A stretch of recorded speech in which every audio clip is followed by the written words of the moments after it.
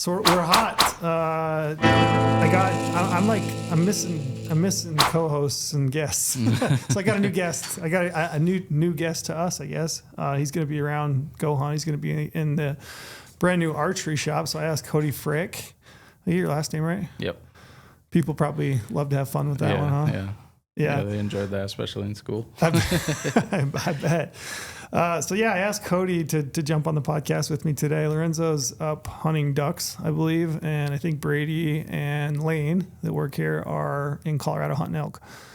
And I haven't heard from them. Have you heard anything? I haven't heard anything. So those guys are out rifle hunting elk. I'm leaving today for Arizona, so I got my truck fully loaded. I got the ATV on the back, and I'm like trying to close all the loopholes. There's so many. I'm getting worse at this over the years. Like you're supposed to get better at it as far as like your packing goes. You know, you're supposed to be like that much more prepared and ready to go. Right. I swear I'm getting worse at it. And it's to the point where like last night, my kids were like, "Oh, are you excited about your hunt?" And I was like, "Well, I want to be." I'm just like so stressed. I just have so much to do. It feels like to like get ready to go, but. I got the ATV loaded in the trailer and everything. And so as soon as I'm done here, I'm going to hit the road and head south. So I'll meet up with Neville tomorrow and then hopefully we can find some bulls. But I was looking at the weather. It's supposed to, and this is Arizona, right? It's like Arizona, November. I mean, I would expect like some cool weather, but like, mostly dry, I would think for the most part.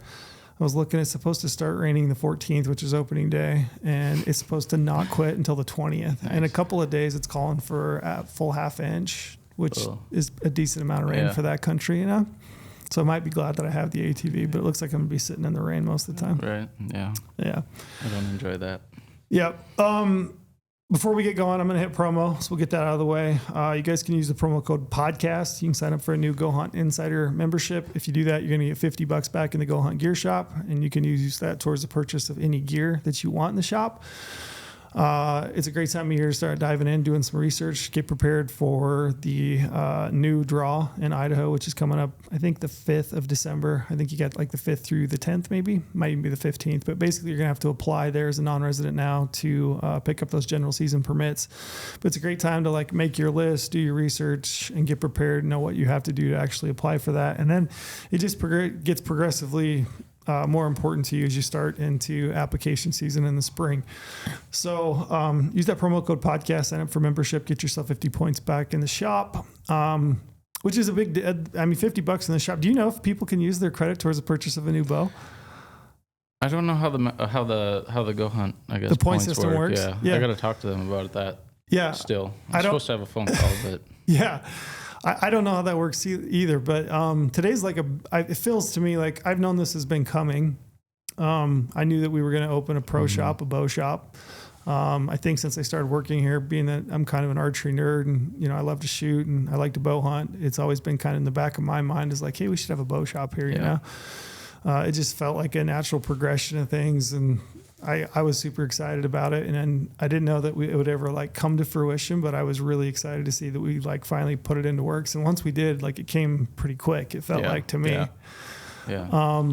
But yeah, we hired you on, but today's a big day. It feels like today is like the launch day for, Mathews, launch day for Hoyt. Sorry. I just turned mine off. We'll let you grab that. But I heard through the grapevine that Prime is also launching a bow today. Prime is launching today. Yep. Put that on silent. Yep. So I would say today is like a big day, and it feels like it's kind of like the kickoff today for the opening of the bow shop, right? Yeah. So. Yeah, it's. Go ahead. I thought it was kind of odd that they all did it the same day. Usually it doesn't happen, right? No. Yeah. Usually it feels like it's a little bit more staggered. Yeah. Especially for a smaller company to kind of launch the same day as two of the bigger ones. Two of the big ones. Yeah. Maybe that's an indication that they're not really talking to each other. You wouldn't think that they would all want to launch on the exact same day. That's true. But yeah, it's kind of fun though. I mean, I know that I shouldn't have been cruising the web as I was driving down, but I was, reading up on the new Hoyts, and then I haven't seen the new Prime yet. It didn't look like it had quite launched yet, but then also just looking at like all the flood of videos that inevitably hit the web and social media when new bows are launched. So I've just been kind of watching that and monitoring it, but I want to get into you personally, like how you came to us, where you're from. Where are you from? From Minnesota originally. Oh, I didn't know that. Yeah. I moved out to Colorado a handful of years ago. Okay. So I was there for like 5-ish years. And then, moved here in August. Does Brady know you're from Minnesota? Yeah, I told him when I met him. I was going to say. Yep. Yeah. I didn't know he was either. Oh, really? Yeah. Yeah, you guys did you grow up close to each other at all? I think he was like more west. I was like southeast corner, so okay. Kind of like Iowa, Wisconsin border. Gotcha. Did you grow up hunting? Yeah. Really? Whitetails. Is this kind of like burning your system that you're here in Vegas right now during the absolute prime time? Minnesota gun season started last weekend too, so I've been getting all sorts of pictures and stuff from everyone back home. So gotcha. Yeah. Did your dad hunt? Your family? Is that kind of how it came to you? Yeah.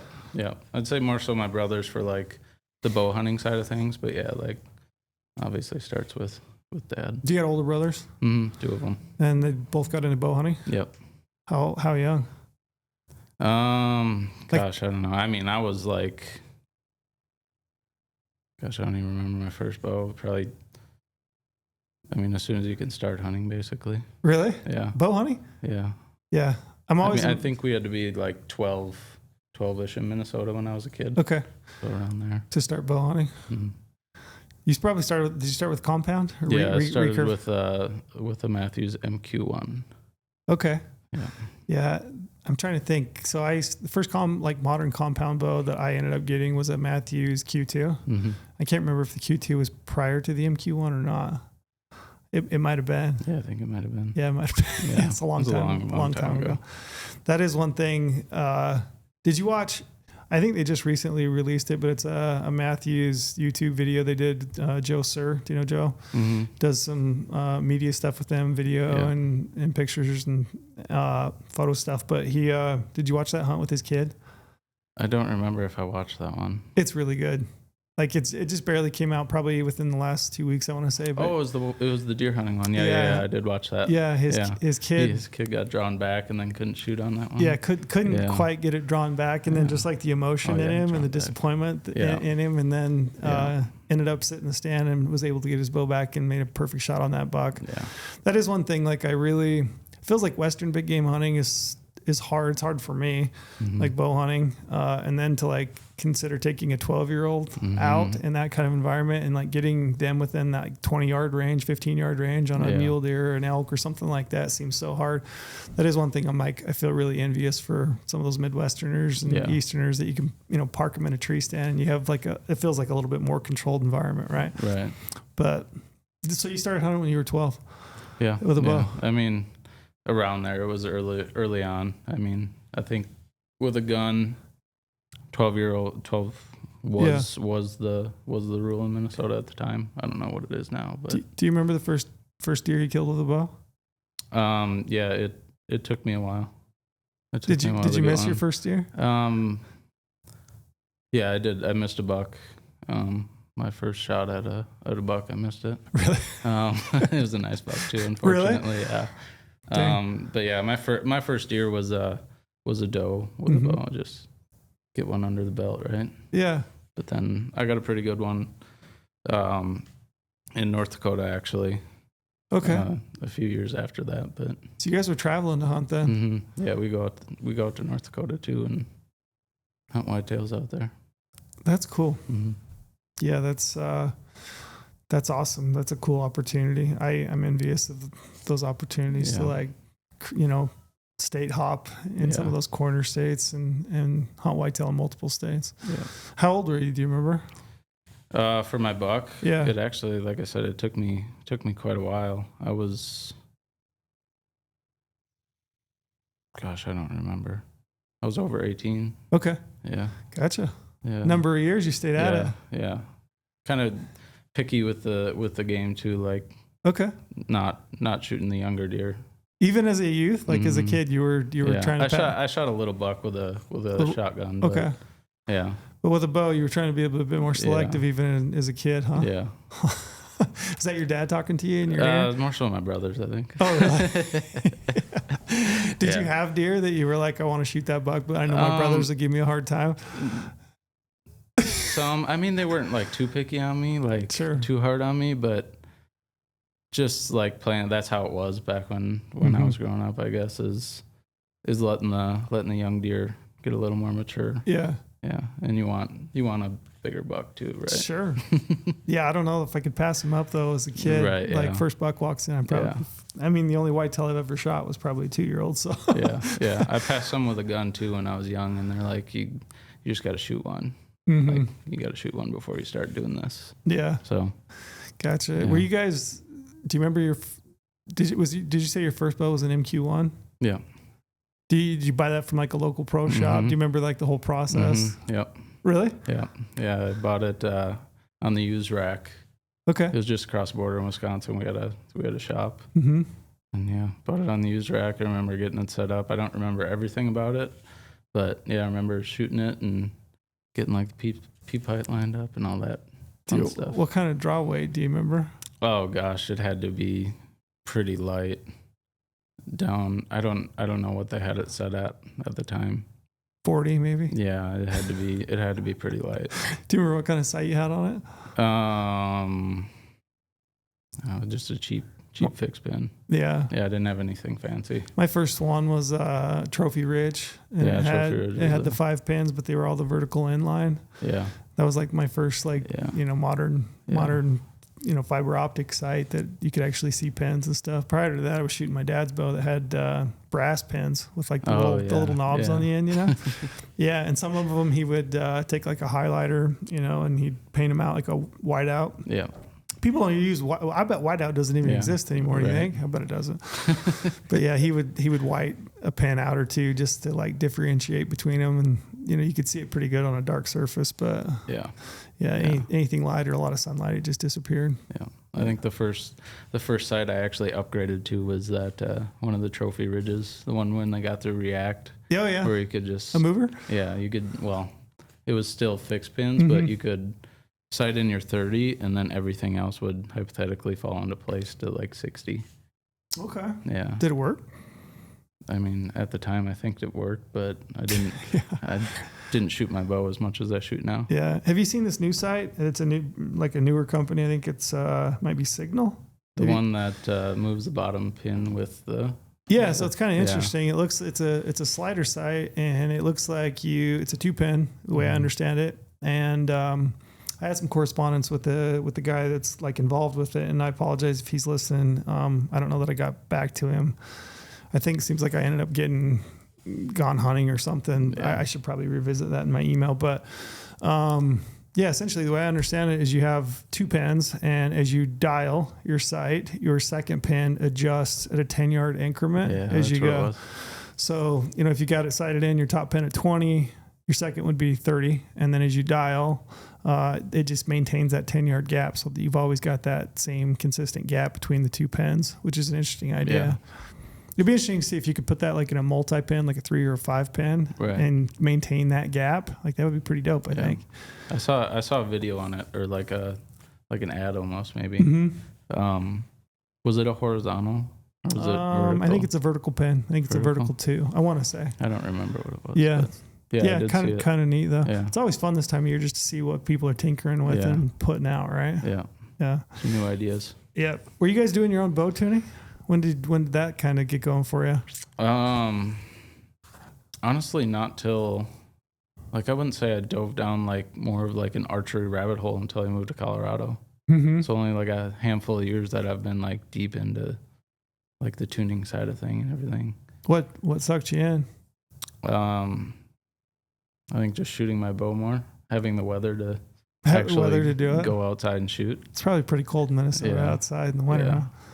But yeah, once I moved to Colorado, I had some friends too out there that I met that shot bows, so I just started shooting a lot more. Yeah. How often do you shoot?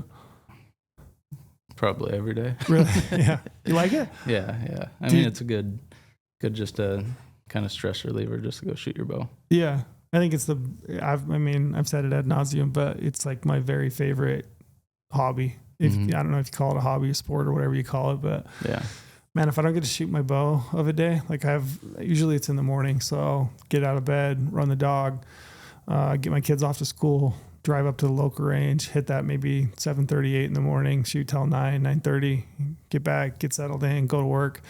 That hour, maybe hour and a half if I stretch it, but it's like my very favorite time of the day, just to like fling arrows and think and forget about everything else. Yeah. Yeah. There's something like super therapeutic about it, and it's just fun.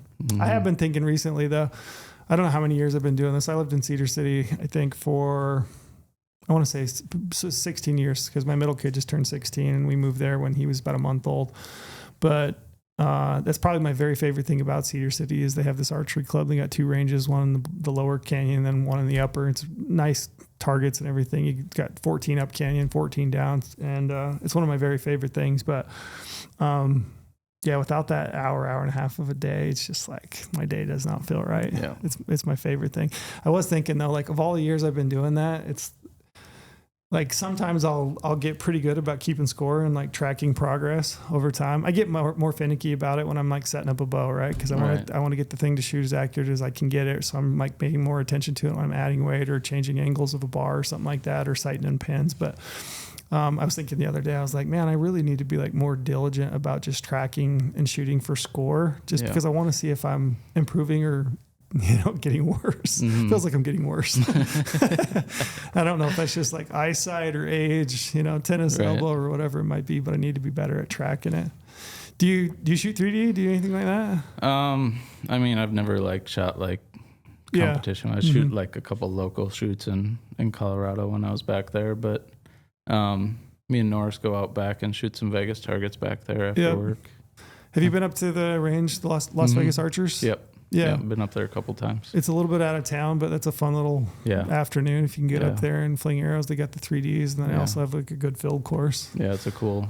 I haven't been to like that many targets at a range before. We had a small one, but that has quite a few targets. Yeah, they've got, and they're actually pretty active as far as like doing 3D shoots and different scoring shoots, and I see ads for it all the time. If you follow them on Instagram, they're always doing a shoot. It feels like. Yeah, I went to their meeting with Paul on Monday, and they have some indoor stuff coming up too. Oh, cool! Like a league. Yeah, well, I think they have a couple tournaments. Oh, right on. Yeah. Yeah, I've wanted to come down and do those. It always seems like it falls like on a Saturday, and my kids have always got soccer, or basketball, or something. So it's closer for me to come to Vegas actually than it is to go to Salt Lake. Yeah, I feel like, Salt Lake, that whole area, you have so much. It's like archery centric, right? You got Hoyt and Gold Tip and Easton and all the different companies. Bunch of broadhead companies too, and there's a lot of shooters up there, and it's always like good camaraderie and a good vibe. A lot of people show up and those are fun, but it's like 3.5 hours from me versus 2.5 here. Yeah. We'll have to try to do some of them. Yeah. If we can. Yeah. Yeah. That's the downfall with being here on Saturdays sometimes is trying to get to some of those shoots, but I'll make it work. Yeah. So give me some background as far as like your journey into tuning, and then how'd you end up at GOHUNT? Yeah. So it started just like without the tools, you can only do so much, right, on your bow. But started diving down the rabbit hole with YouTube and stuff and doing stuff myself. Oddly enough, it seems like don't want to knock anybody, but it seems like a lot of shops don't really let you tune your bow. They don't let you shoot through the paper or something, It's the little things. But then, I got a job at Shields was my, I guess my first job being a bow tech. And did they had a bow tech position open? Yeah. And you just applied for it? Yeah, I just applied for it. Were you like pretty confident? You felt like pretty confident going into it? Yeah, pretty confident without like doing it. Obviously doing it and like watching videos are two different things. For sure. And you learn so much when you start seeing new bows and you work on your bow, but once different brands come in and stuff like that, it's a little more difficult, but had some good training. I was lucky enough to go to the Mathews factory a couple times. I don't know if I think they only do that for shills. Yeah, I want to say. I think it's okay. I think it's pretty common knowledge. To say that, but that's all right. I think that's where I learned the most. Yeah, about like tuning and stuff is just listening to those guys. Did you have they do like sit down sessions with like their engineers and stuff? Yeah, they have like Q&As. They'll go over like just basic tuning. Like last year they went over the limb shift when it came out. Right. Top hats before that. The top hats, I think, was what made everything click, because there's a process to doing it. It's not just, oh, I'm going to flip these, you know, like they have steps along the way. So that's what I see probably the most mistakes on. That's the category I'm in. Yeah. The trial and error. Yeah. Like, oh, I'm just going to flip these, shoot it through paper. Oh, that didn't work. Yeah. Let me try these. Yeah. Oh, that didn't work. Yeah. You could have your one cam shimmed all the way left and one shimmed right. But yeah, there's just steps to take with the top hats and shims in general, I guess. Yeah. Yeah. I work on my own bows, and then I work on, you know, a few close friends, maybe people that reach out that live close that I'll help out. But yeah, I'm definitely more of the trial and error. I don't do enough of it that I like could go through like the individual steps and all that. Yeah. I know every time I talk to Mark Hayes, so Mark's an engineer over there, I'd call him a friend. I definitely, like, I don't have an engineer's mind. Like when I talk to somebody like that, I'm like, oh, this is a different thing. Like you understand this on a different level than I will ever. Yeah. I just watched his video. It's fun just listening to him. Yeah. So talk. Fascinating. Yeah. Yeah. We had him on the podcast last year, and I think we had him for probably 45 minutes or an hour. And I think by the end of it, I was like, oh, I have probably another 2 hours worth of questions that I could hit you with. Right. Like, just so interesting to me. I guess that goes to show like I'm a real nerd when it comes to bows and arrows and stuff. But yeah. I always pick up stuff. So, I mean, even when this bow came out, I think Derek had sent me a photo, just like top limb, you know, the riser configuration, kind of the way it looked.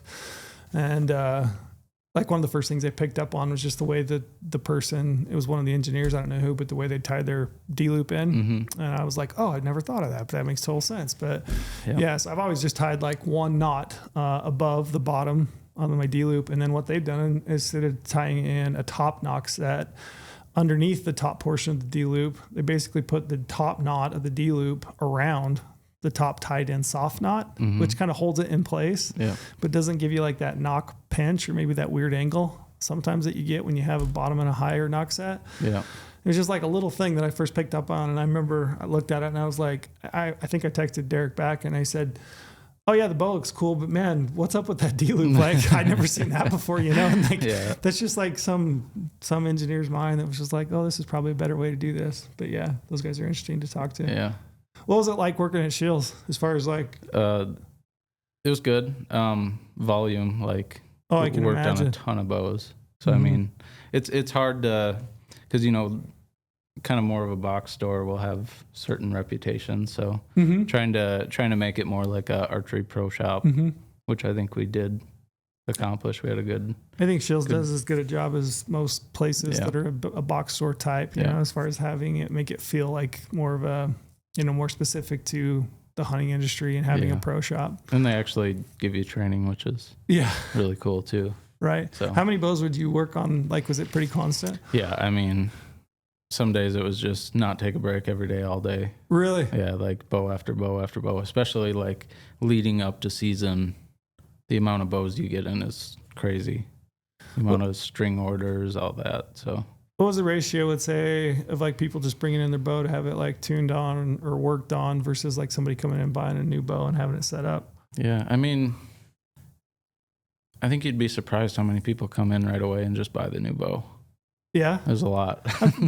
Yeah. Really? I mean, probably not. I get it. Yeah. And a lot of people like the same customers year after year that upgrade, right? Buy a new bow. Yeah. Which I did too. So. Gotcha. I don't really know like a ratio wise, but there was a lot of both. And was your job, I mean, did you work just straight technician or were you working like floor selling bows and like helping people get set up as well? Yeah. I mean, depending on like coverage of this, I didn't technically do sales. I was just like the lead bow tech. Okay. But I did like all the custom orders, like strings and parts and all that I was in charge of, as well as like merchandising stuff too in the shop. Yeah. But like if we were swamped, I would step out and do sales. Yeah, do some sales. What like if somebody's coming in, so now, I mean, and maybe this is a good point to lead into, but you, so what is your actual title here now? I only ask because I don't actually know what mine is. My business card says research manager, and gear guy, gear expert is what mine says. But like basically I'm a podcast host and I do video content, but I don't know what your actual title is. I think my business card says archery shop lead. Okay. But I also do like the buying side of things too. So bringing in the product and then running the shop too. So, I mean, and we're pretty much brand new, right? So like I walked through the showroom today. It's the first time I've ever seen it. We've got the wall, bows on it, or finally on the wall. They're up.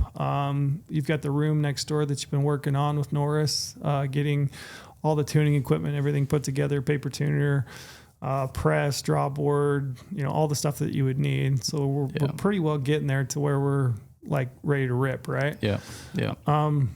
Is somebody that comes in to buy a new bow, like, is it better that they're prepared in some way? Like, yeah, like if they come in to buy a new bow, I mean, I'm sure a lot of people watch the videos and stuff nowadays. A lot of people are set on what they want when they come in, but trying to... Is that a help or a hindrance, do you feel like? I think it's more of a hindrance. Really? Then they don't want to try everything, right? Yeah. So you want to give them a fair shot on everything. They might like a bow more than the other one, but they don't even, like, some people aren't even willing to consider it. Yeah, give it a shot. But I mean, that's their call. But that happens. It also helps when they bring like an arrow and a release. Okay. If they want to like actually buy the bow, and then you can get it set up and tuned to all their stuff. And yeah, because that stuff, it all matters on how the bow's going to tune, right? Yeah. Like I know this bow, I've got probably 6 or 8 different releases in my pouch, and they've got different lengths of like the actual shank and the way that you hold or grip the handle in your hand. I've resistance release, I've got hinges, I've got thumb button releases, and depending on the release I shoot, like I can produce different paper tears, like different tunes, right? Like impact point can change. I could see that being really helpful if somebody could bring in their own release. Or just shooting an arrow that you're not shooting out of the bow. It's probably not going to it's not going to perform the same, right? Spine can be finicky sometimes. What kind of questions do people, like, what's the most common question that somebody comes in with? Oh man. All kinds? Yeah, all kinds. It depends how into it, like how far into it they are. Yeah. Right? Let me ask this maybe differently. What do you think is the most important factor for somebody buying a new bow?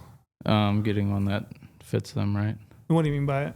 Like draw length, poundage. I mean, you see a lot of people too, like shooting the wrong draw length, shooting either most of the time too much poundage, or they're struggling with it. But yeah, just getting something that fits, like we talked about before, string angles, shorter bow, longer bow. Yep. It also, what kind of hunting you're doing kind of makes a difference, I think, in what you use. Do you have people come in that like, they say, oh, I've owned a bow, I'm a 29.5 inch draw, and they pull the bow back and you're like, how's that conversation go? Ultimately, I leave it up to them. I'll give them my suggestions. I want them to be comfortable at the end of the day. Sure. So I've had people that I'm like, it looks like an inch too long to me, but he's like, no, it's more comfortable. So do you ever suggest that they try like shorter? Yeah, we'll try it. Oh, you sure. will? Yeah, we'll try it, but that's where I leave it up to them after they try it. I'll give them my suggestions, but whatever's comfortable to them at the end of the day. Draw length's one of those things that's kind of funny is like I've progressed through archery. It felt like at least a number of years ago, it was like people were real hardcore about draw length, right? Like if you went to Archery Talk and scrolled down through, there was 100, like, is my draw length correct posts? And you would see a picture of some dude in his pajamas in his living room, and he'd be drawn back. And then, somebody would, snapshot that picture, and they would take all the time to like diagram it and draw the triangles and everything. And they would say, this is what this should look like. It felt like people were like pretty hardcore about draw length, right? It feels like it's kind of relaxed. Some, would you say? Yeah, I think so. In the last few years, you'd see those pictures without an arrow. Oh yeah. In the bow, and he's just. Yeah. I think it's definitely relaxed. Yeah, and I think it's because you've got, I mean, even myself, I've said, the thing that is the most important, and I think draw length is super important. I would say as far as like the way the bow aims and and holds, like how steady you can hold the bow. I would say a lot of it is your draw length. Yeah. I would say probably 80% maybe, and then maybe a little bit on your kind of your stabilizer, the like configuration, the specs of the bow, and then maybe also just like your holding weight, your draw weight. Yeah. But it's a huge factor, I would say. But I mean, it all boils down to repeatability. Mm-hmm. Like what you can repeat is going to be the most accurate for you, right? So if you're a half inch or an inch long, but that holds the steadiest for you, and you can execute a shot, then by all means run for it. Yeah.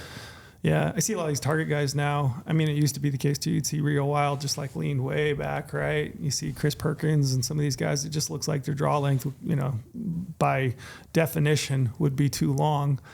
But I mean, it's what holds the best and aims the best. Yeah, those target guys seem to get way more in depth with a lot of stuff. Yeah, like shooting with their bow out of tune or something. I've heard stories about that too. Yeah, maybe one cam advance slightly, location of your D loop also, moving it up and down, get it to aim. More so how it holds. All those little tricks, to try to get it to hold.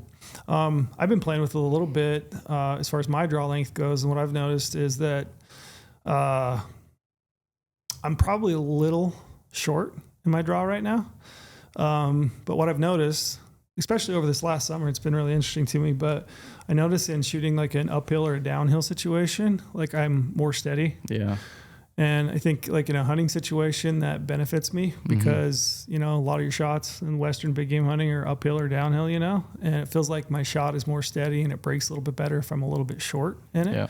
I have an easier time getting the arrow to actually break and go off. Yeah. So as of right now, I'm keeping mine probably a smidge short for what it ought to be, but all those little tips and tricks that you pick up as you dive down the rabbit hole. I think I was telling you the other day, I miss the days where it felt like I just bought a bow or got a bow and whatever it was, I was like, this is awesome. This is the best bow in the world.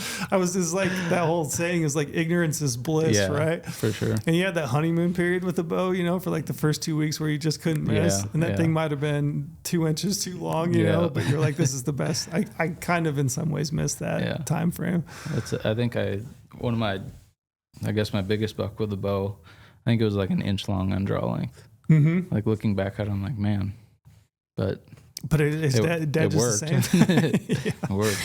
Yeah, I know that stuff. You can get down so many rabbit holes with archery stuff. Yeah. Let's dive into like bows. Mm-hmm. So we have the new ARC on the table. This is my ARC. I got it back. I think in the video we did that should be going out, if it hasn't gone out yet already, was just kind of an overview of it, and then end up shooting it through paper and then shot it through chrono just to see what it would do. But I think in that video I said I got it back in August, but I actually think I got it like September 6th or something like that. So I've had a chance to play with it. I know that for our shop we're waiting on them. They should be here today. Should be here today. I think you said you heard that they were out for delivery. Yeah, they should be here any minute. We're going to try to cut you loose so that you can go set one up here and get people a chance to shoot it. Are you Mathews guy? Yeah, I've typically shot Mathews Why? The last few years. I mean, on my side of things, like before I was doing what I'm doing now, I kind of shoot whatever. Yeah. I like to have one of everything. Sure.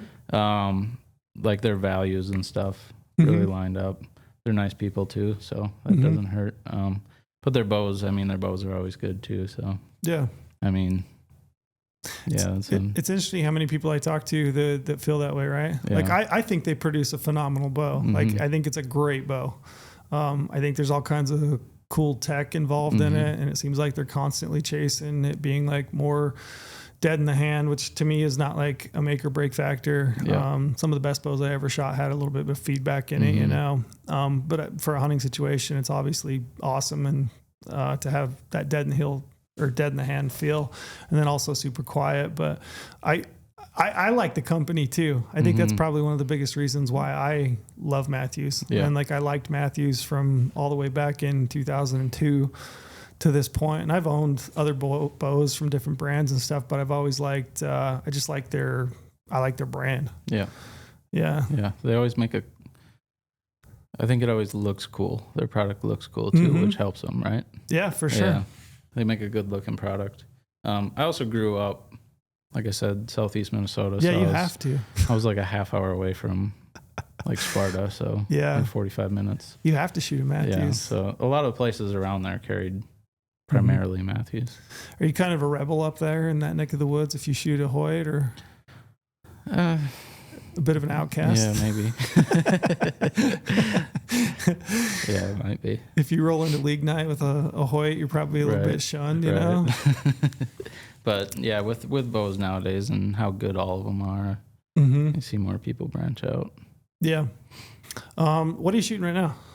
I currently have a Lift X 29.5. Okay. Working on getting a couple of new bows. Gotcha. So this year they've got the 34, the ARC 34. They have an ARC 30. Last year they had the Lift X 33. They also had the 29.5. Why did you go with 29.5? I'm shorter draw length. I think it just fits me. Fits me better. I've always shot a shorter axle bow too, coming from whitetail hunting, and I don't like carrying around a 34 inch bow.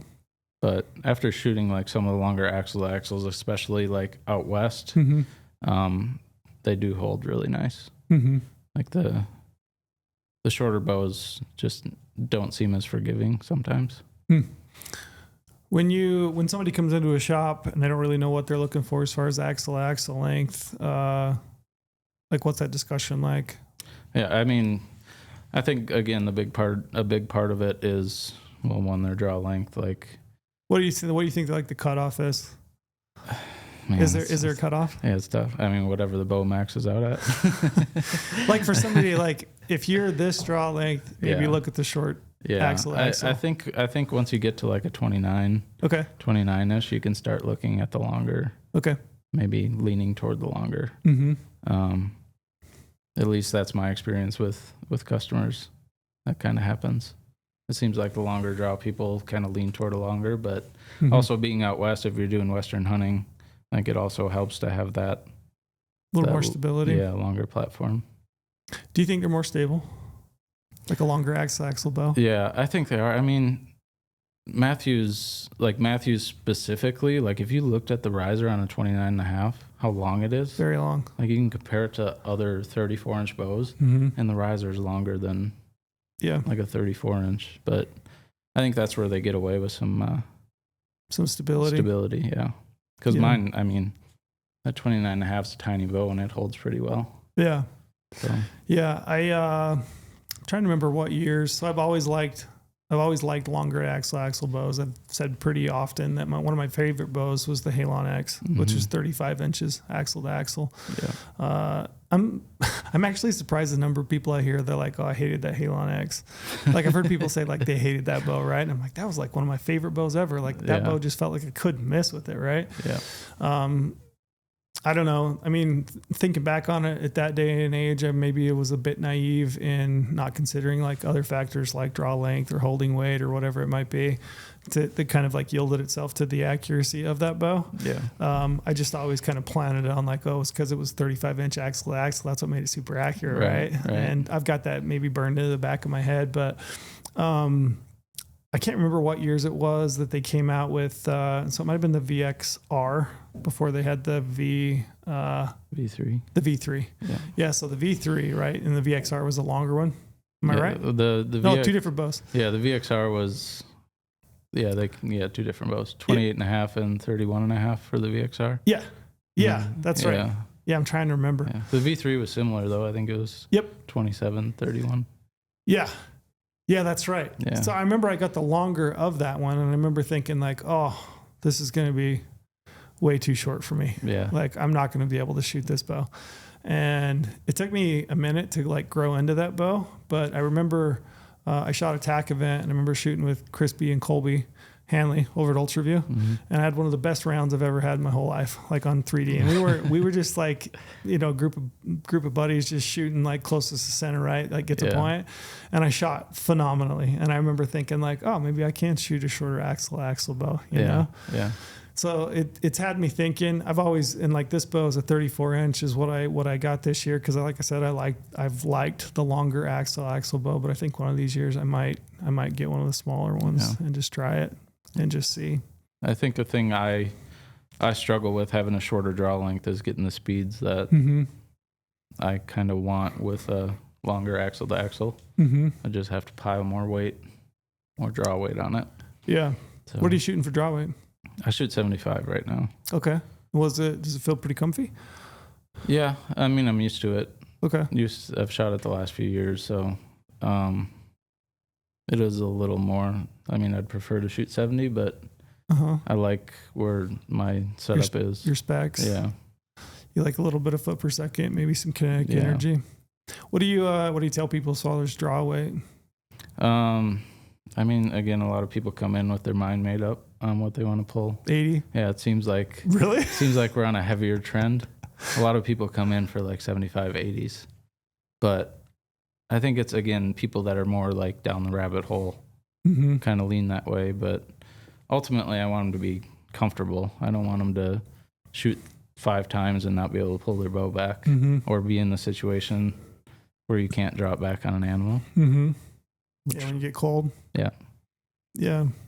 I've always shot. I hunted for a while with 60, so I hunted for a long time with 70, and then at some point I was like, 60 feels pretty comfortable, and I think it'd probably be lethal on an elk, and it turned out to be. And then at some point I was like, the improvements and just like the way they drew, it didn't feel like quite as much, you know, to draw 70. So I went back to 70. I've never made the jump to 75 or 80 though, but I have been considering lately. So that's funny that you said that. Lately I have been looking at the wall of mods in that room and kind of eyeballing the 75 pounder and thinking, maybe I give it a rip. Yeah. I will say I put 80s on for like 5 seconds. Oh, you did? And I took them off, and it was just too much. I didn't want to shoot that over and over again.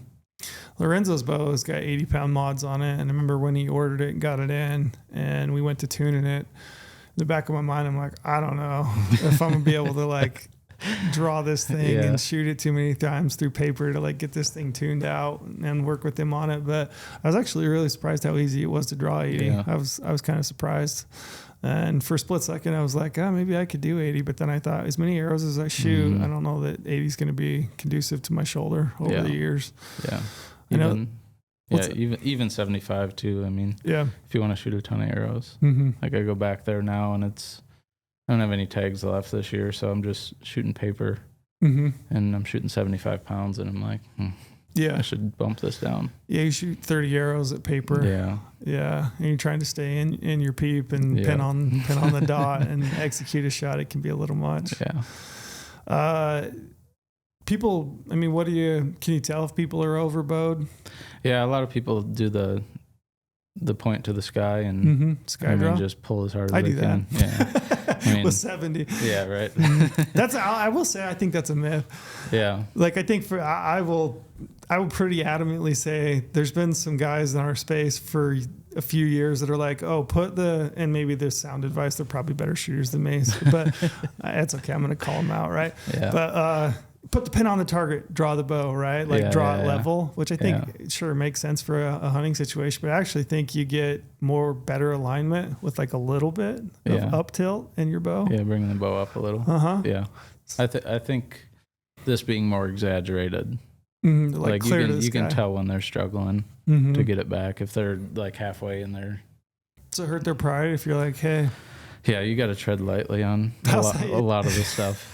You're like, hey, maybe try 65s for now and work your way up. Grow into a 70 or a 75. That's one nice thing about these bows. Do you like this about the ARC? Or the switchback? Or not the switchback, but the lift. Yeah, the switch weight mods. Yeah, I mean, it's just so adjustable for people. Like you don't have to swap out limbs for pounds, which is cool. When's the last time you turned limb bolts out on a bow? It's a good question. I haven't done it since they've gone to the switch weight mods. On my personal bow, I don't. It's been a long time. Yeah, me too. It's really handy to be honest. Like originally when they first came out with it, I thought, more parts to get, Yeah. But I think the logic in it makes sense, and it is really nice to just be able to swap out the mods. Yeah. And then, it feels relatively the same, and, you can switch your draw weight by doing that and leave your limb cups completely turned in, which is kind of nice. Yeah. And more shooters can fit into the bow too. So if you got like a younger kid that wants to upgrade to something higher end, and he can kind of grow with it too. Mm-hmm. So that's nice having the adjustability. Yeah, the bows that I've had over the years, I've given a few of them away to my brothers, and that's always been really handy because I can just switch out the mods to their draw length and their draw weight. I mean, I was shooting 70. One of my brothers wanted to go to like 55 or 60 just to get started. He's a shorter guy with shorter draw length than mine, so that was really super handy. So the ARC's got the switch weight X mods. It does have a new cam, which has got this perimeter weighted cam, which is kind of something that they had back in the day. It looks like they've gone back to it. You haven't actually shot these bows yet, have you? I haven't. I'll be interested to hear like what your take is on them when you get them. Yeah. I mean, from my perspective, I think it holds really, really well. And I don't know if it's just the combination of the riser, like being stiffer. It's obviously got the wider portion at the top of it. The axle to axle's longer, obviously. So 34 inches versus 33 from last year. To me, it feels just like a little bit more stable. Yeah. Do you think when I watched a video this morning of Mark talking about the bows, and he was talking about like the pass parallel on the limbs where they ease that up a little more, so it's more parallel. Just holding wise with those. Yeah. I mean, I haven't watched that yet. I'll have to watch it, but mostly everything that I will say is just from like feel, like setting it up and shooting it in comparison. I've got my Lift X actually in the truck. I just take it as a backup bow. When I first got it, I would say for like the first 2 or 3 days, I was just going back and forth between it and my Lift X because I was getting ready to leave on an elk hunt, and I'm like, if I can't feel really confident, like in the new platform, like I'm just going to take my Lift X. And going back and forth between the two and just kind of fill them out. And I shot the Lift X really well. Like I love that bow, but to me, it does feel like it's just a little bit more stable. It just feels like it's a little bit easier to get the pin in the middle and keep it parked there versus the Lift X. So I do think it's stable. And I don't know if it's just like a combination of the axle to axle, maybe the limb geometry, kind of the way that sits, combination of both, I would assume, but it does aim really, really nice. We did some testing. So one of the things I was really surprised about is usually a longer axle bow, you lose some foot per second, right? It seems like historically. I was like really pleasantly surprised to see how quick it was. Yeah. That's what I'm excited to get my hands on and chrono a few arrows. Yeah, I will be too. So I've only chronoed. So the arrows that I've got, I'm going elk hunting with, those are 491 grains. It's a 250 spine, gold tip platinum pierce, 75 grains up front in the insert, 100 grain field tip or broadhead. My draw length on this, we kind of measured it out. I think I'm like 30 and a quarter, I want to say. And draw weight, I'm like 70.4 pounds. So pretty much right at 70. And it's spitting that 490 grain arrow out at about 286. Yeah. Which is pretty damn pretty good. Fast. I feel like it's pretty quick for almost a 500 grain arrow. Yeah. I struggle I have a shorter draw length, but I shoot usually around 450 for arrow weight. But with 75 pound mods, I usually fall in the high 280s. Okay. So that's what I always kind of aim for, right? And that's with a shorter bow too. So yeah, that's really good out of the. Yeah. For 34. A bow that's that long, that stable, I think it's a 6.5 inch brace height, to be spitting a 490 grain arrow out at 286. I feel like really good about. Yeah. Feels like it's going to pack a hell of a punch. Yeah. Hopefully I get to find out here in the next week or so, right? Blow one through an elk would be great. Yeah. So the Silent Connect system, they've integrated that into the riser, so that's new for it. That one's probably not that big a deal to me, but I think for your whitetail hunters, your tree stand hunters, that's probably a huge deal. Yeah. I could see how that would be really handy. Yeah. And the other, just a more annoying part of working on them when you have the Silent Connect system, it was almost like you'd have to pop it off sometime with some of the vices that you try to put the bow in, because otherwise it would hit. Right. So that's going to be an improvement for you. That'd be nice. Yeah. Was so you worked at Shields, you guys sold Mathews bows. Obviously we're a Mathews dealer here now at GOHUNT. Do you like working on Mathews bows? I mean that seemed to be popular in Colorado. I think it was probably our highest selling bow was Mathews. So I got to work on a lot of them and felt like I got pretty good at it. Do you like the direction they're moving as far as tunability? Yeah, I guess the only thing that other bows have is that like a timing feature. But yeah, just makes life easier too, not having to go in and do top hats. Yeah. I mean, it's so quick, just moving the limb shift. Yeah, top hats were nice. I thought they were great. They were always a little bit of a pain in the fact that you had to get a top hat kit. Yeah. So yeah, those different sizes of spacers, and then you had to have a press, right? Yeah. And once you got them set and you got the bow tuned, it was great. Like they stayed put, felt really good. I would imagine as a shop manager, these have to be like a bit of a dream, right? It's really nice, especially if you're tuning to a customer or someone else shooting. Yeah, it just makes it so much easier. Yeah. What's your process of getting somebody set up? So I would assume that you pop your accessories on, right? You get your D-loop tied, your knock set. Do you start them with paper tuning? Yeah, I'll have them shoot it first, I guess, beforehand, make sure everything feels okay. Like draw length. Yeah, draw length, all that stuff. Yeah. Get all the accessories on, make sure everything's the way it's going to be when he or she is using it. Including sight stabilizers? Sight stabilizers, everything before I go into tuning. But depending, like a break-in period on a string, right? After they get a bunch of shots on it, I'm still going to have them come back in, and then we're going to shoot it through paper again. Oh, really? Just to confirm it. So you don't just like do one and done? Yeah. You always like to do a follow-up with them? I've had, whether or not it's the strings or just something settling on the bow, I've had mine change after like the first few hundred shots, right? And then I'd go run it through paper and it'd be different, make an adjustment. From there, it seems to hold pretty well.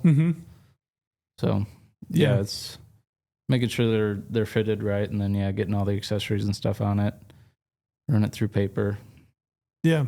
I'm always interested in, just intrigued, I guess, about like how your tune can change based on how much weight you have on a front bar or back bar, the angle of your back bar, whether it's tilted down or to the side.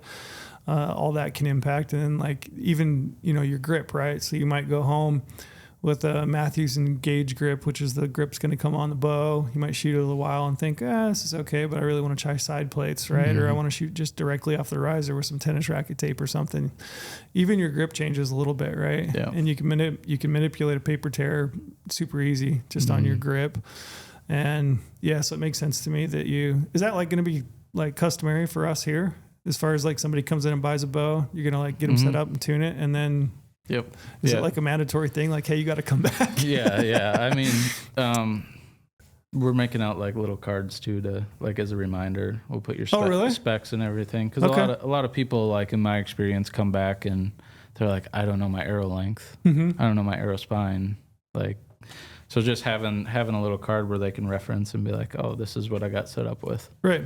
And not everyone uses it, but just a good reminder, and put something on there like, hey, come back after a few hundred shots and we'll fine tune it. Retune. Yeah. I mean, we talked a little bit about this limb shift tech, but maybe run me through how it works. Yeah. It's really nice. It has the windows on the top and the bottom, right? So you pop out that screw on the right side, which I think it has a little lock and an arrow pointing toward it, so you don't take out the wrong axle screw. And then 5/32 Allen wrench. Oh man, you even know the size. Yeah, just you don't just have like a drawer full of loose Allen wrenches that you pick through randomly and like stick it. Nope, not that one. Next one. That's what I do. Yeah.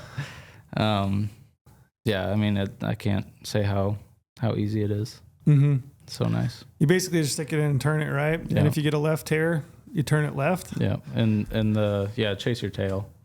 Chase your tail with it. And depending on like, I kind of treat it more as like a top hat where, say my cam was shimmed right on top, left on the bottom. Mm-hmm.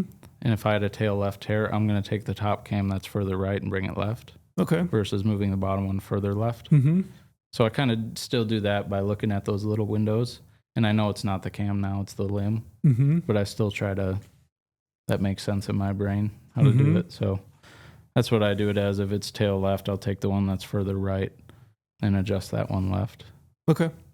That's how you attack it. Mm-hmm.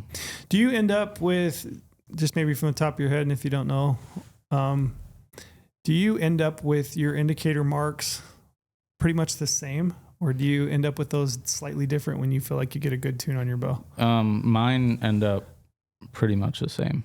Yeah, mine have if I do it that way. Yeah. Yeah. Mine have as well. Yeah. And I'll work that way too. Like that's what I just explained. Like even for like a customer coming in, a lot of the times they might not end up in the middle, but they'll end up like similar. Right. If they go through the processes. On the top and the bottom. Yeah.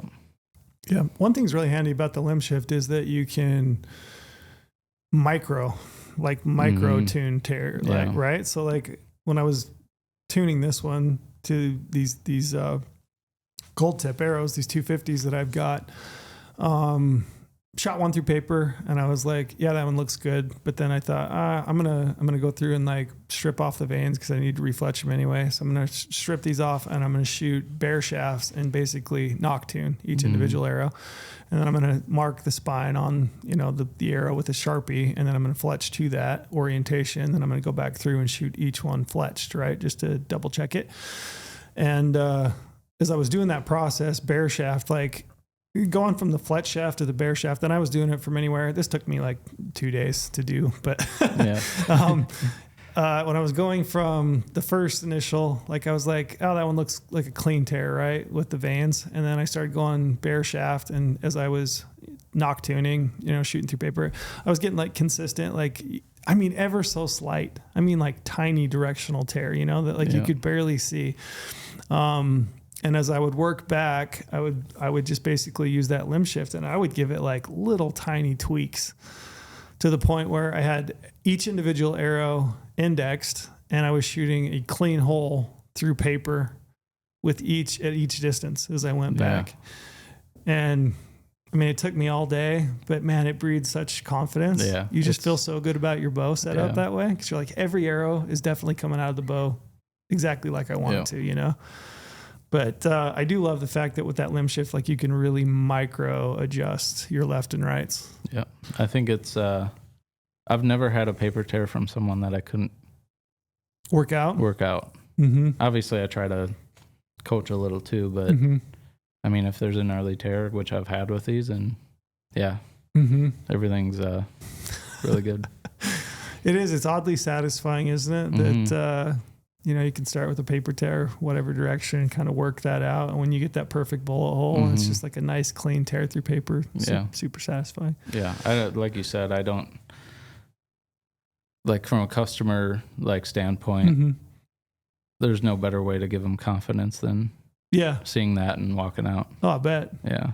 Yeah. I bet if you're like, hey, the end goal is this, I bet when they see that through paper, it's like, yep. Yeah. Yeah. What's your own tuning process? Do you just do paper? What do you do? Yeah, I mean, I start with paper. I haven't really dove into like bare shaft tuning. I know we had a conversation on that. I haven't dove into that yet. Honestly, I feel like half the time I do customer bows more than my personal bow. But broadhead tuning, obviously, I'll go out and make sure my broadheads are flying good.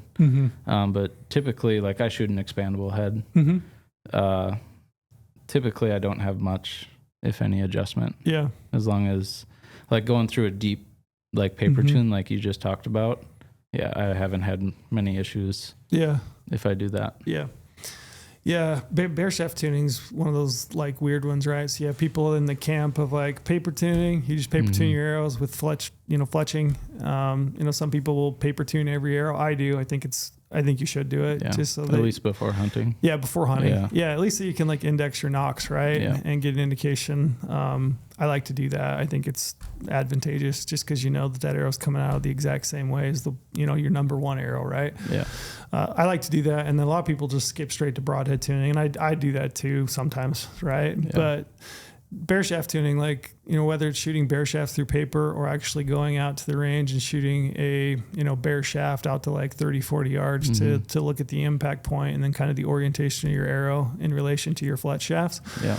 Sometimes I'll do it if I just like, I'm feeling really nerdy and I'm like, I really want to do that, but ultimately, like, I feel like if I get a good solid paper tear and my arrows are indexed, I can shoot an expandable head out to, further than I'm accurate at, and they hit pretty good. Yeah. I'm gonna have to have you on sometime where we just like could do a real deep dive into like real archery nerd stuff. Yeah, I like that. Yeah, I should say when we hired Cody, I think how many interviews did you go through? I had a lot of interviews, and it was like, what was it like? It was like in a 2-week span too, so it was just like one after another. It was good. I mean, our interview went, man, that was it was long. But it was mostly just nerding out on bows, so it's all right. Yeah. How many? You'd had like 2 or 3, I think, prior to me, right? I think I had probably, I don't remember the exact number. It'd be 4 or 5 total. Mm-hmm. Maybe even 6. No way. I had a couple with Scott. That's pretty strenuous. Yeah, Scott hit me up and he's like, hey, we have this guy. I think he's going to be the guy. I think he's really good, but we just, mind jumping on, spending some time with him. And I was like, yeah, I can grill him with all kinds of questions, which is what I did. I think I spent an hour and a half just like asking you tuning questions, like, what would you do here? What would you do there? Yeah. Man, you're really gracious to answer all my questions. But yeah, ultimately we just ended up nerding out about bows. But yeah, at the end of it, I remember talking to Scott and I was just like, yeah, that guy's a bow tech. Like through and through, this dude's a bow technician. Yeah. Which is what we need here. Yeah. You pretty excited about it? Yeah, really excited. Excited to get going. It's nice having the bows in soon. Getting it up and going. It's went by, like you said, so fast since I've got here. Mm-hmm. So yeah, it's exciting to see everything come together. Yeah.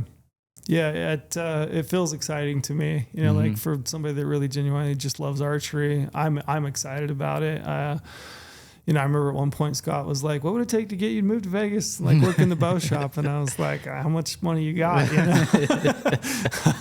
It's going to take a lot to get me to move to Vegas. But I'm like really super stoked. I'm excited to just have bows around. Yeah. And just like have the shop and the equipment, and I'm actually just genuinely excited to have somebody to nerd out with bows. Like if I can't figure something out or I have a question, I'm like, oh shit, I'm going to call Cody. We can kick this down the road and see what we can come up with. It's a nice thing to have people to bounce. Mm-hmm. Like if you can't figure something out, be like, hey, take a look at this. And it could be something simple and you're just not seeing it. Yeah. It's fun to have people that are just like really passionate about it, so I'm excited too. Yeah.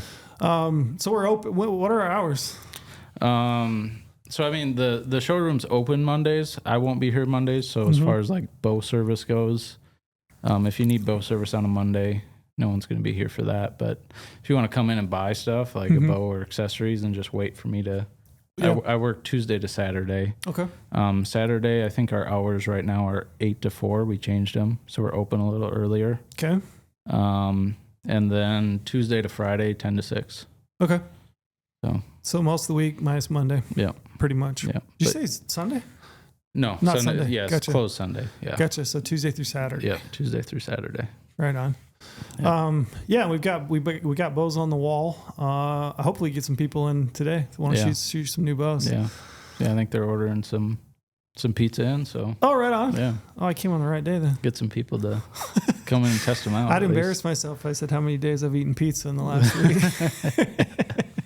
I'm carb loading for the hunt. Yeah. That's what I'm doing. Yeah. That's what I'm telling myself anyway. Anything else you want to touch on as far as bows and arrows? No, I mean, just excited to get going. Yeah. It'd be fun to do a deep dive on tuning. There's a lot of stuff with aerospine that. For sure. Like paper tuning and aerospine. Yes. There's so much stuff that you can dive down. Yeah, I mean, we recently had one we worked through. Yeah, it really is. There's so many details in archery. Yeah. Today, basically, I just wanted to get you on to basically kind of talk about the new bow. Obviously, kind of highlight it. I think you guys should come check it out. Shoot a 30 or 34, even a Lift X. I saw that we've got some of those out on the wall. Like I said, I absolutely love that bow. So yeah, come in and shoot one. I'm always stoked when Mathews launches a new bow. And I'm actually stoked when any bow. I love looking at the new bows in general. So new Hoyts are out there on the wall. What is it, the RX 10? RX 10 and Alpha AX3s. AX3. Yeah, both of those are on the wall. So that was fun to just put those in my hand and give them a play. What other bows? So Mathews, Hoyt? Yeah, we brought in Darton too. Okay. They're not here yet. Okay. Just because we were a little late to the party, but they'll be here soon. The Tritech? Tritech, yeah. 31, 33, 35. All three? Yep. I'm excited for those too. Yeah. Yeah, they got some good features. It's cool to see all the different bow companies moving towards the individual tunability and the ability for someone to get their preference, right? So Mathews, you've got the switch weight mods. You can pick between 85 or 80% let off. If you like a little bit more let off, great. If you like, I like a little bit more holding weight. It just feels like there's more to pull into in the back wall. Yeah. So that's awesome. Switch or the limb shift, obviously really tunable. You look at a Darton, you've got the ability to adjust your cam sync. Yeah. With that little system that they've got built into it. The Hoyts, I haven't dove into them that much, but their limb cup on the new bows look crazy. Yeah. It looks like it's got screws everywhere. Yeah, I haven't tinkered with it yet, but I'm excited too. Yeah, as I was driving down today, I was looking at it on Instagram, and I was like, man, that limb cup is just full of screws. It's got tops and sides. Yeah. And, their press release basically said that you can tune your left, right, and your vertical tear. Yeah. And the claim there is that your impact point won't change, which I think is interesting. Right. I'd like to see that on a video. Yeah. We should do a video about that. We definitely should. Oh, I want to see if that holds true. Because in my mind, I'm like, that doesn't make sense. Right. But I would like to see it in real life. Yeah. But yeah, it was just, it's cool to see all the technology. And then I like some of the companies that are doing, your ability to maybe even adjust your draw length in quarter-inch increments, which is really kind of cool. I'm a guy that kind of lands, I feel like, a little bit most comfortably in between two different draw lengths, in between maybe like a 30 and a 30 and a half. So I've got to do some finagling with my cables and my string to kind of get that to sit just perfect. And it's not a big deal. You got to have a little bit of tinkering and some knowledge, or you just come to a pro shop like yourself and say, hey, this is how this feels. What can we do to get it kind of adjusted for me? But it is cool to see just the personal input that you can put into your own bow now to really get that thing to maximize its potential. Yeah. Let people at home, which that's the way I started. So it's cool that they do that now. You can tinker a little more at home. I think it makes it easier too for people to get into bow hunting. And I mean, you can come into a pro shop. Let me ask you actually. So somebody that's never really shot a bow, they come into a shop, how long do you think you can have them shooting pretty decent groups at 20 yards? It probably, once you figure out draw length and poundage they can pull, it wouldn't take very long. An hour, right? Yeah, wouldn't take very long. Isn't that crazy? Yeah. Yeah, figuring out the weight is usually the tricky part. Nobody's made a tool, which is kind of crazy that you can adjust draw weight and just draw it. But once you figure that out, it's pretty quick. You can be shooting in no time. Yeah, with relatively just some light coaching, right? Yeah, I think it's cool that bows are being made that people can adapt and get into archery and see some accuracy and see some success relatively quick. Yeah. Yeah, I was talking to my brother on the way down. So my brother closest to me, Tracy, he ended up shooting a buck last night. He's brand new to bow hunting. I think this is his first full year bow hunting. Nice. And he's in his 50s. So and I think he hasn't shot at an animal, he was saying, since he was 18 maybe. Wow. So yeah, he killed a great mule deer buck last night and ended up calling me this morning and, sent me some photos and stuff. And just that new I was like, man, we got one. We got another one. Just so excited, you know what I mean? And my other brother, my oldest brother, went with him to like get it recovered and help him take care of it and everything. And, you know, he's got one of my older bows, and he's bow hunted a little. Actually, the biggest bull that anybody's killed in my family, he shot. It's the only, he killed a 379.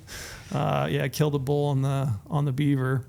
I can't remember how many years ago. It's been probably 15 or 20 at this point. But you could also tell, like in the back of his head, as I was talking to him today, I was like, yeah, he's getting the bug again. You know what I mean? I think bow hunting and then just shooting a bow in general is like so good for people. So it's fun to see more opportunities for people to get accurate and get into bow hunting. Yeah. But it's well, I'm gonna cut you loose. We're an hour and 10 minutes in, but we got to get you. You're gonna actually go receive some bows and get them set up. And hopefully, you got a line out the door for people to shoot. Yeah, hopefully.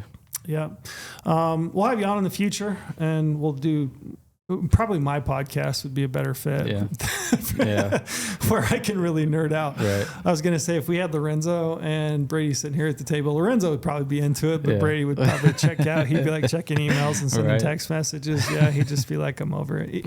I say that tongue in cheek, but I'd probably have you on the game trail just to really do deep dives on like some tuning things and stability and all the nerd stuff. Yeah. That'd be fun. So cool. Thanks, Cody. Appreciate it. Yeah, thank you. Yeah, we'll close out. Come down to the shop, shoot new bows, buy a new bow. Come hang out with Cody. He'll get you lined up. Yeah, test them out. All right, thanks.